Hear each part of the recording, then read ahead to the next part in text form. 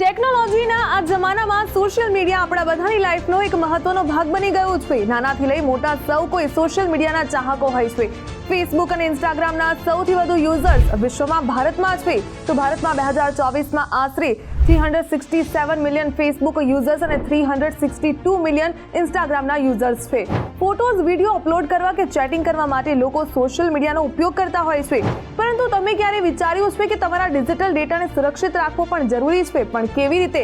એના માટે તમારે પાસવર્ડ સ્ટ્રોંગ રાખવો પડશે, કારણ કે પાસવર્ડ તમારી આઈડીનો મેઇન ગેટ છે ને એકવાર તેમાં એન્ટર થયા પછી કોઈ પણ કંઈ પણ કરી શકે છે। તમારો પ્રાઇવેટ ડેટા લીક થઈ શકે છે, તો એવું ન થાય એના માટે શું કરવું જોઈએ? સ્ટ્રોંગ પ્રાઇવેટ કોને કહેવાય પાસવર્ડ અને સ્ટ્રોંગ પાસવર્ડ કેવી રીતે રાખી શકાય, એના માટે કેટલીક ટિપ્સને ફોલો કરો। તમારે અપર કેસ, લોઅર કેસ અને સ્પેશિયલ કેરેક્ટરનો ઉપયોગ કરવો। પાસવર્ડ ઓછામાં ઓછો 12 થી 16 અક્ષરોનો રાખવો જોઈએ। બધા સોશિયલ મીડિયા એકાઉન્ટ્સ માટે અલગ અલગ પાસવર્ડ બનાવો। પાસવર્ડમાં વારંવાર એકના એક અક્ષરોનું રિપીટેશન ટાળવું જોઈએ। એકાઉન્ટ્સના પાસવર્ડ થોડા સમય બદલતા પણ રહેવું જોઈએ। પાસવર્ડમાં તમારી બર્થ ડેટ, ફેમિલી મેમ્બરની બર્થ ડેટ એટલે કે નામ, નંબર, વ્યક્તિગત માહિતી પણ શામેલ કરવાનું ટાળવું જોઈએ। સરળતાથી અનુમાન લગાવી શકાય તેવા પાસવર્ડ ન રાખવા જોઈએ। ટૂંકા પાસવર્ડ ન રાખવા, સાથે જ પાસવર્ડ કોઈની પણ સાથે શેર ન કરવા જોઈએ।